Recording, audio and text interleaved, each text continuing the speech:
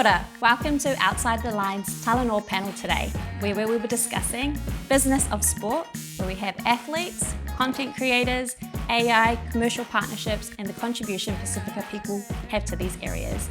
We have Jerome, Simi, and Eddie.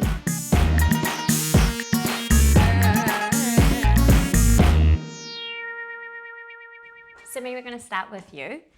As a current athlete still in athletics, can you tell us a little bit of why you got into branding and using your image for social media? Well, first of all, I got into branding or marketing because I got picked up by this agency called People of Influence. So they emailed me because I think it was just one of the mental health videos I did for a brand that I'm currently with. And they reached out to me and they were like, we would like to have you on so that we can help elevate your platforms. What does that entail when you actually have to do that day by day? Do they sit down with you? Do you work out what you're going to post? I think the majority of it is quite self-driven. So it's like your job to find your identity and who you are as a person, because at the end of the day, that becomes your brand and that becomes how your agent or yourself would be branded out to like different companies. So I think for me, it was definitely trying to figure out who I was as a person, like Simi as a person. Like I'm Simi, like the track athlete, the sports reporter, but it's the Simi, when you take away those, like take off those hats, who am I? Eddie, you obviously have a rugby background. Yes. Now are working in rugby league though. Did you have similar kind of ideas around what Simi's talking about with your identity in sport when you were younger with being a rugby player? Growing up, I always knew that rugby was just the vehicle to what I wanted to achieve. And so I'd use rugby to go wherever I wanted. Once I kind of stopped playing rugby, I had to think about what I wanted to do next. But I knew that rugby wasn't going to be the be-all and end-all. How do you go from your uni then, you know that you want to go and study, in your current role that you're doing where you're doing content creation for NZRL, can you speak to us a little bit of how you got into that role? Initially, when I got into marketing, I wanted to work in advertising. But once I finished playing rugby, I still wanted to be around the sport and everything. And so I kind of tried to find some other options in how to be around the sport once I finished becoming an athlete. So I reached out to New Zealand Rugby League, where I'm at now, and just kind of asked for an opportunity, if there are any opportunities available. And they offered me an internship, and from there, I'm where I'm at now, so yeah. Jerome, for we're talking sport as a business, you're talking commercial parts of it. How do you make sure and maintain your authenticity for our Pacifica values in those areas? Yeah, I mean, there's a saying that I've always held was e tō mau whawai e sui whainga, which is a Samoan proverb around your fundamentals, principles and values remain, but it's the application that will vary. I think some people, the higher they get, they start to vary their principles and values. But what I see with Eddie and Simi is they both know who they are, and I think for us, we just can't compromise that. So even in the commercial world, yeah, it gets pretty intense, but don't kind of lose yourself and don't get seduced by the power, the attention, because it's a bit like anything, people are going to tell you you're good at this, you're good at that, but sort of my opinion or my sort of poll is my parents and my wife, and they'll tell me if I'm okay and not so okay.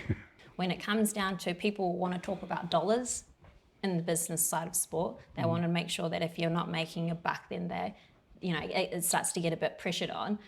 Do you say you just very much, I know who I am and I'll stick to my values? Yeah, I think the trade union movement in 15 years in it with my advocacy has really given me clarity on how to articulate and advocate the worth, but even for a collective like our Pacific community, I think I'm pretty clear that there are bottom lines, and the bottom line is never to kind of compromise the cultural integrity. And people like, Savai, Sir Michael, and our sort of giants like Tuafasina, Sir Brian, they have shown that, even building Moana Pacifica, they have shown their sort of just integrity and honesty. And I think for us, we just have to keep following that journey like our parents. Yeah. Simi, did you, when you hear Jerome talking about that part of you where you was like, I need to learn Simi without all of the labels. Yeah. How did you actually come about knowing that? Because that's actually a really big piece for people to acknowledge almost being self-aware of where they sit and what are the kind of values that they sit on? It's still a work in progress. I feel like as I get older, I realize a lot of things about myself. I pick up a lot of traits, or I realize, like, you know, what my mom and my dad had, you know, kind of taught me growing up, you know, like the ethics of like working hard, you know, money is scarce, so like time management.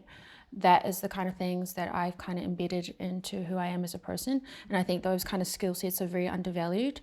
So like, I feel like if you are able to ground yourself with the values and morals that your parents have kind of taught you within your life, then I feel like that is a good foundation to start off with. And that's how I have rediscovered my identity, because just growing up, like I used to reject being a Pacific Islander heavily. That's only because just the people that I was around, I went to a severely like significant Balangi like primary school and like intermediate, and because of that, that is another journey that I'm trying to like, you know, take back and reclaim to myself, because being brown is so cool. Being brown, especially being a brown female woman in the spaces that I am, is bloody awesome. And I feel like there's a lot of kids who's still trying to find their discovery with their culture and their roots, and that's such a, yeah, just an important experience which I'm still going through and still learning to this day. How are your people to help you with that? Because you're saying it's individual work, but you also definitely have to have a community around to support that. So who is it for you? I think it's the people I surround myself in general. I know, like just home, like mom, dad, my sister. So both my mom and dad are full Samoan. My dad, he migrated. So I'm like, what, third generation, second generation of migration, you know, family being migrated here from Sa.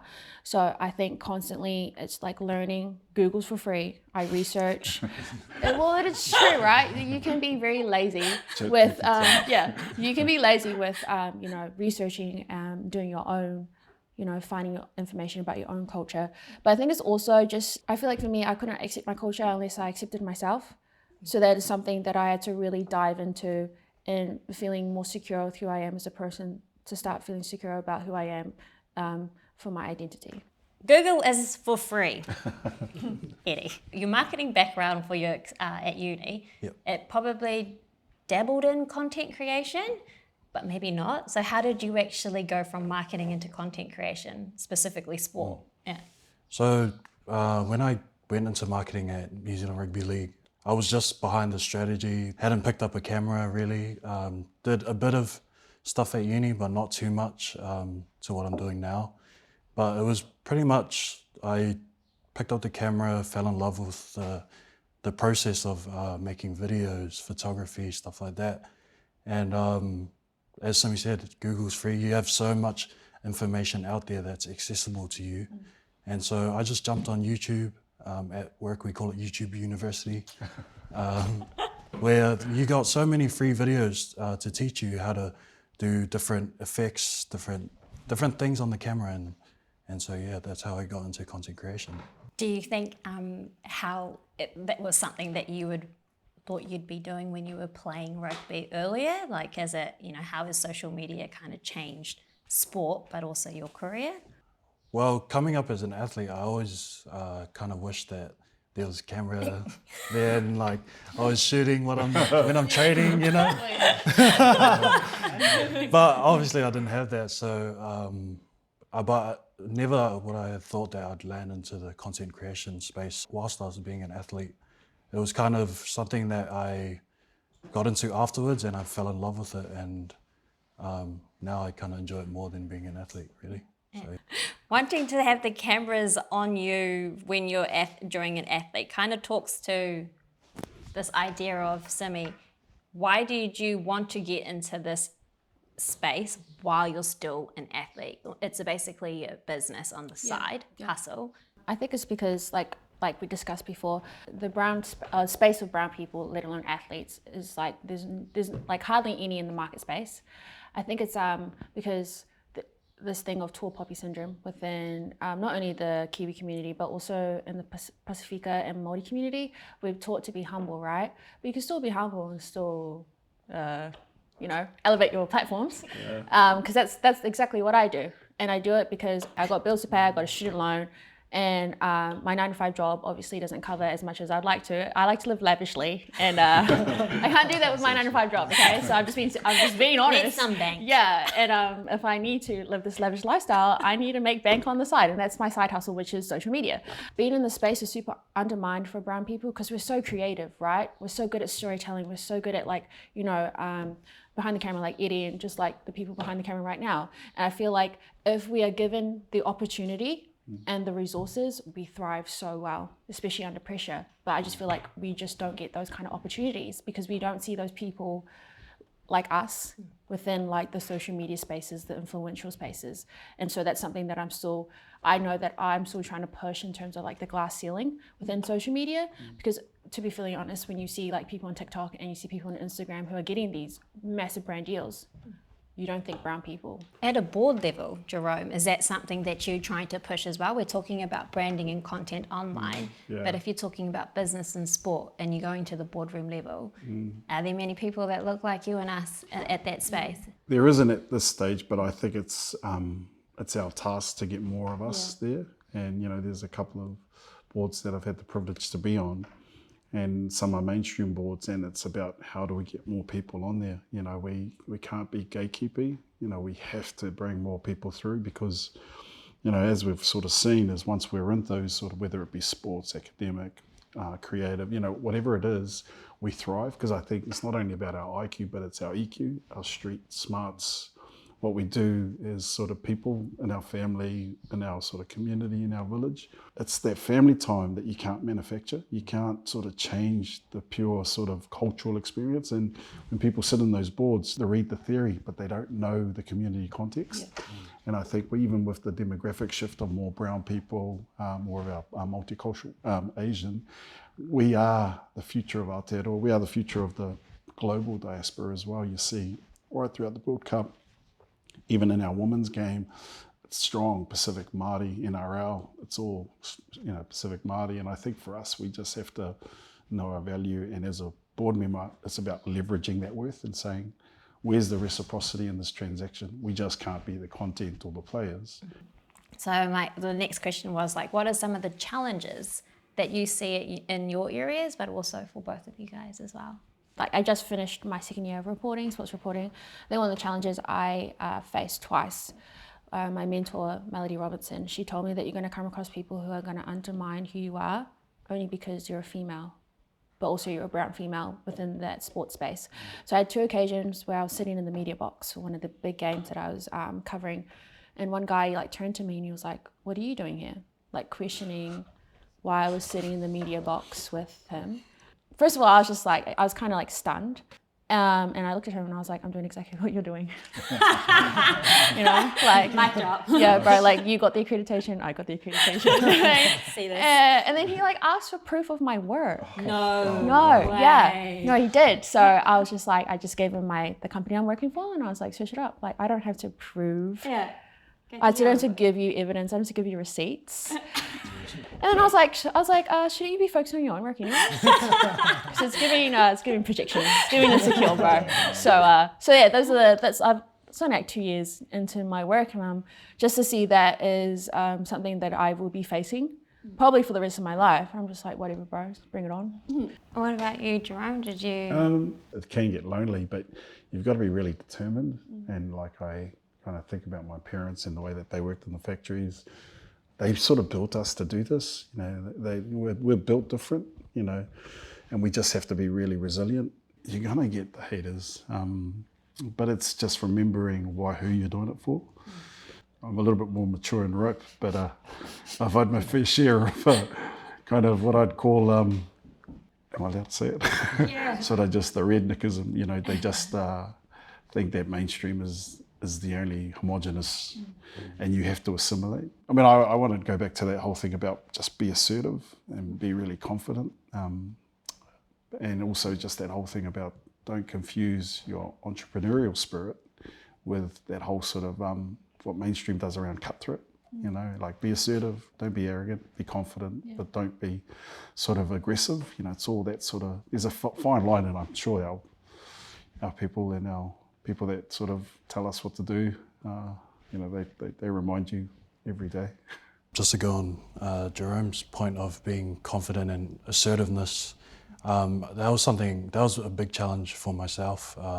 At times this year I felt like I didn't belong kind of in the space with so many experienced content creators and stuff like that.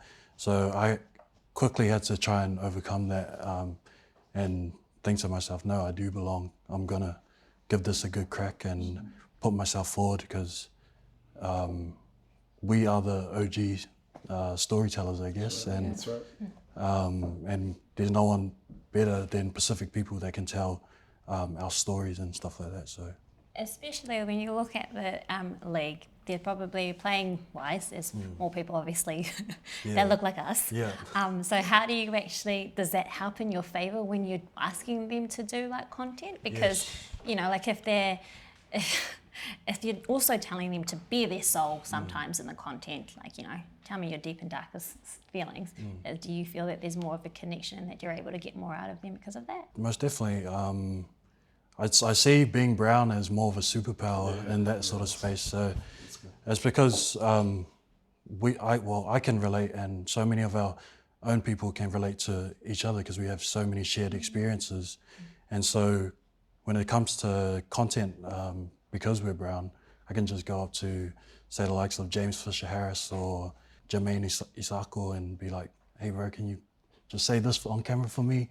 And it's all good because, you know, we've got that lived and shared experience together. So, yeah. You mentioned earlier around like you used to do work just on the strategy side of things.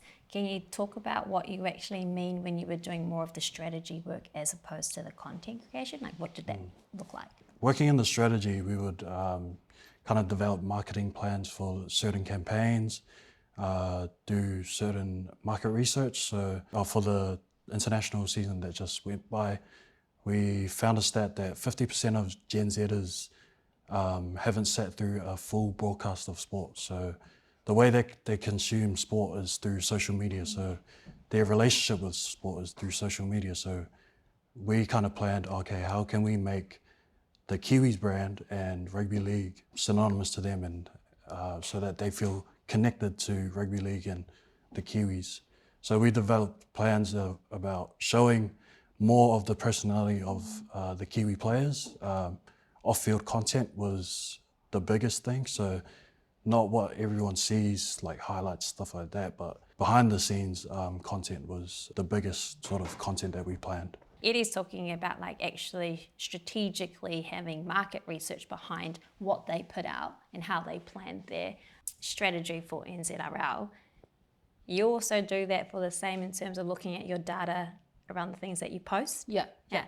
So I realized like being an athlete is cool and all, but like there's no relatability when it comes to just the general public. Like they'd be like, yeah, cool, she's an athlete, but like they can't relate to any of that. So that's where I did, just like Eddy said, BTS is super huge within the social media platforms, because at least doing behind the scenes as an athlete, that humanizes you. So it takes you off the pedestal of being an athlete. So when I'm doing like showcasing my training and all, and I'm showing like I'm dying on the track or whatever, I'm crying, whatever, they'll be like, oh, I cry too. But like not on the track, but I do cry. So like there's there's bits and pieces within my content, which is behind the scenes of the track where people can relate to. I think it's more interesting as well, because as an athlete myself, I like to see what happens behind the scenes of particular athletes as well, to showcase why they have become such an awesome athlete and how they got to that level of excellence, you know. Brown excellence is across the board, right? So like, I mean, I train with Zoe Hobbs, Brown Queen. She's currently going to the Olympics, right? How cool would it be to see her behind the scenes leading up to her Olympic campaign? Because that's where you will find the relatability, or you'll find that engagement, because we get to know her not as Zoe Hobbs as an athlete, but just Zoe Hobbs as a person.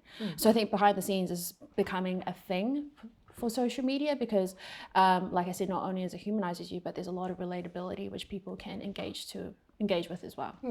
You are talking about like elevating almost, because people at the moment, sports series is a huge thing, right? And like behind the scenes, what does Zoe Hobbs, what does Simi do on her road to somewhere is quite a big aspect, and you can monetize it and commercialize it.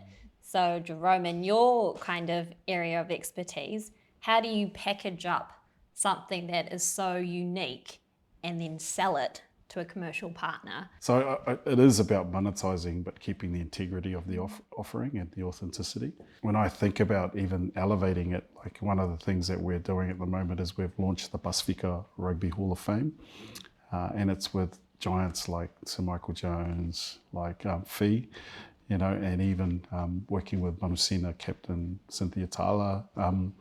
It's about us taking our own and pushing it through. So we also had Seoli Jesse Sapolu here, who, you know, they've run the Polynesian Hall of Fame. And when they started, they had to, you know, it was a big marathon, but once they got the corporate sponsors like Microsoft, Hawaiian, Adidas and that, but it was a long game for them.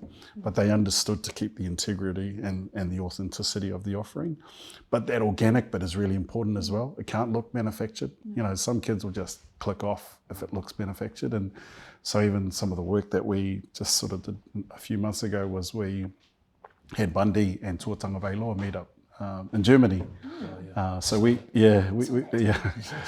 hosted some of the Polynesian Hall of Fame team at the World Cup final. And then from France, we went to Germany and they hosted us at the Chiefs Dolphins game. And so, you know, Bundy, you know, being a South Auckland boy, is very strong Irish giant now. But, you know, it's bringing a Pacific diaspora together, but it's us that's doing it. We're wanting to do more of that, but us to also hold the budget strings, not just be the people in the front. We also have to have the people at the back that are able to leverage commercially for us, but ensuring also that the people that are in front are getting the benefits as well. What is it then in your mind is needed for, at an international level, the kind of Pacifica diaspora coming together as almost like a brand and putting it forward collectively? Do you see value or importance of that? I think that there is, but there also isn't in terms of we're not homogenous. We're all very different. Our genes are very, you know, we're all very different in terms of sort of age as well. But I think also technology has kind of even the platform for all of us. And, you know, it could be tomorrow that we go viral and we become a global star. You know, it's all that sort of stuff. You look at people like Periscope, you know, you look at some that have just started here, even the 685 song, you know, you just keep going, running hard in your lane and you can get there sort of organically.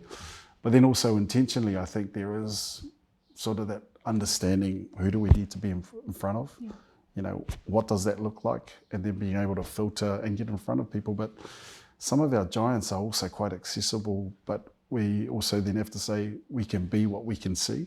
So even some of our people, like the creatives, like our sports stars, you know, people like The Rock, you know, we can see who he is and we can be that as well. And I think everyone can reach it, and sort of technology has given us that opportunity. If people are watching this and they want to get into whatever areas of sport you guys are in, what is it that you think are the skills that they need to focus on and look to, that they can try and hone their skill in that? I love everything's all transferable. Like, don't feel that you're in this lane. You might evolve into something else. Like, you might become a producer, or, you know, but I've had these sort of 4 attributes that I keep really strongly, and they're quite generic, but they're really important for me. So one is a sound belief system. The other one is be decisive, because being indecisive, you're never going to get anywhere. I think it's just make a decision. If you fail hard, and you go get back up, you know, but just go hard. Be decisive on your hustle, just, you know, because you might see someone else and get distracted. Dealing with complexity, like, there's nothing wrong being an athlete and being a social media person plus your day job, you know, like, deal with all the different lanes you have and don't feel that you're kind of categorized to one. And the 4th one, which is probably one that we're all going to face, is conflict resolution. It's not going to be all rosy. We're going to have those, who are you in the media box, or do I feel like a imposter syndrome? Because like mainstream, they're good at faking till they make it. And we feel that we're imposters when we get into forums. It's like, nah, man, I'm a gangster. My parents, you know, they're giants. They came here.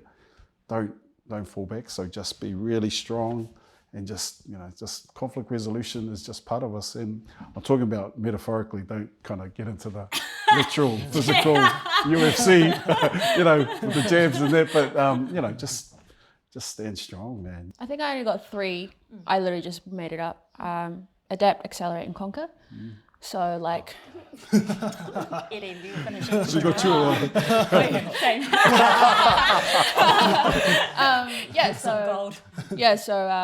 Whatever situation you're in, you're always going to come with conflict, backlash. Yeah. So just adapt with your environment. Be confident with you as a person. Accelerate. Just keep going. Just keep going, no matter what obstacle, who's in your way. If you believe in yourself, which comes back to confidence, then you will strongly believe to keep accelerating with whatever goals that you set up for yourself. And conquering is once you reach the mountain, get up top of the mountain, there's other mountains that you can conquer too. Like, why stop there? Just keep going. I That's got to be awesome. That's so good. Why I hold up my 3. That's so good. That's why I'm a sports reporter. Thinking on the spot. Witty, very witty. Awesome. Yeah. That was so now I feel bad. Eddie, sorry, Eddie. Wrong, buddy. What are your gold nuggets you're imparting on everybody? I think the advice that I'd give to, especially athletes wanting to sort of front face the camera is to be authentic in your true self. So don't be afraid to tell your narrative. Like, everyone's not fortunate enough or blessed enough to be like a Shawn Johnson or these famous athletes that we all idolize and everything, but everyone has a story, and don't feel too forced to conform into the sort of Instagram norm. I need to look like this because be your authentic self, because that's the stuff that is engaged the most and what resonates with people and what is relatable to people the most. So that's my golden nugget. With that, that's basically our Talanoa panel for today. Thank you so much for actually taking time to come and share your experiences and insights. I know that it's going to be really valuable for people who get to experience and watch it, so appreciate it so much. Thank you. Thank you.